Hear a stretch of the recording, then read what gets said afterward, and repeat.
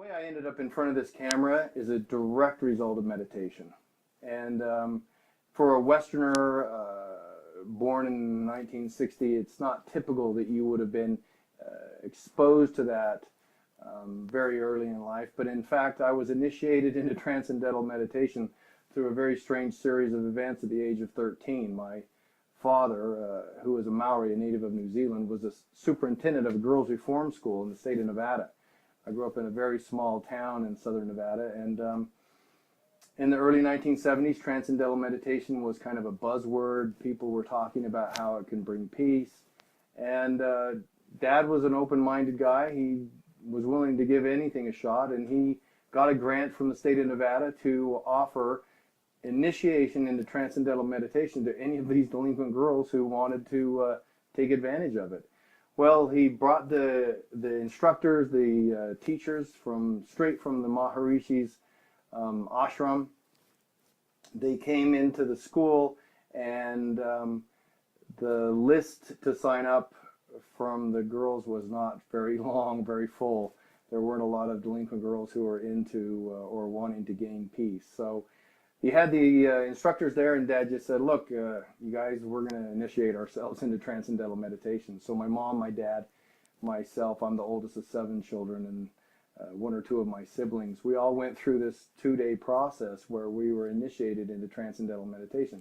And from a child's perspective, or from a young man's perspective who was raised in a fairly active religious home, Judeo-Christian based, words, Sanskrit words, mantras, incense, these were all very strange moments for me. And for the most part, I blocked a lot of it as this is just weird.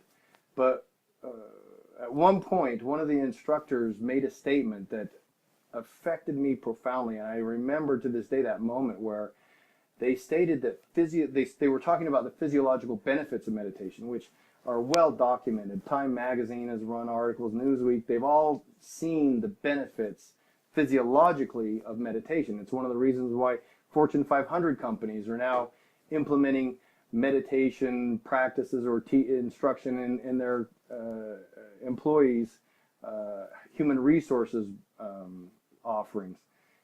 Physiologically, meditation helps you feel better and be healthier. But this instructor made this statement that with 20 to 30 minutes of focused meditation, you gain the benefit of 2 to 3 hours of deep sleep. As a preteen, that was awesome. You can not only cram your homework, but now you can cram your sleep. I took them on their word, and I believed it.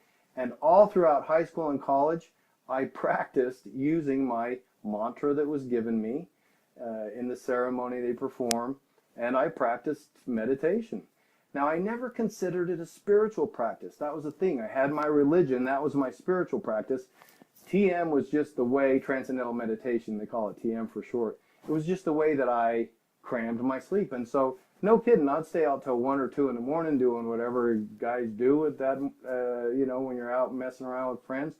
Get up in the morning at 6 a.m., 30 minutes of meditation, off I go. Once I got married, I didn't practice my TM anymore. In fact, for some reason, it just kind of fell by the wayside. I got married in 1984, and for the next 10 years, went through some experiences that were very challenging. And just to lay out a few, my wife and I planned to have a large family. We got our first pregnancy, it was twins. One of our twins died within 17 days from congenital heart defect. Until you hold a child and witness death, it's profound. And I was not peaceful during that time, I might say. From there, we ended up having 2 more children. And in 1993, the summer of 1993, we found out that our 2 sons, my oldest, who was 8 at the time, and my youngest, who was 3, were both carriers of a genetic defect called Fragile X. Basically, it causes cognitive defect, is what they say, but it's mental retardation is how I grew up calling it. And it turns out that it's a genetic defect that was passed through my wife's family, and we found out that the carriers in the pre-existing state, my wife, are very prone to depression. She and her 3 sisters have all got this X chromosomal gene, and we've all got these children that have these challenges. And here I was, 33 years old, looking at my life, 2 mentally disabled children, a wife who was struggling with depression. I'd never even heard of depression. I didn't know what it was. I was not at peace. In fact, I was railing against the God I had grown up with, saying, what the hell is going on? This is not the life I signed up for. However, deep inside myself, I had a deep faith that there was a purpose for our lives. I was born and raised with this deep and abiding hope that there was a purpose for our lives. And yet, I couldn't see one. I couldn't see a purpose for all this stuff I was going through. I was a decent guy. I hadn't done a bunch of bad stuff. In fact, by the world standards, I had never drunk alcohol. I married my wife as a chaste young man. I had done the right things, and yet here I was going through this, it almost seemed like gauntlet of hell. And I had a decision to make, and I chose to try and find peace. 2 words that, through a series of experiences earlier in my life that meant a lot to me, were harmony and peace. And so I believed in the power of prayer. I believed there was some divine source that I could go to.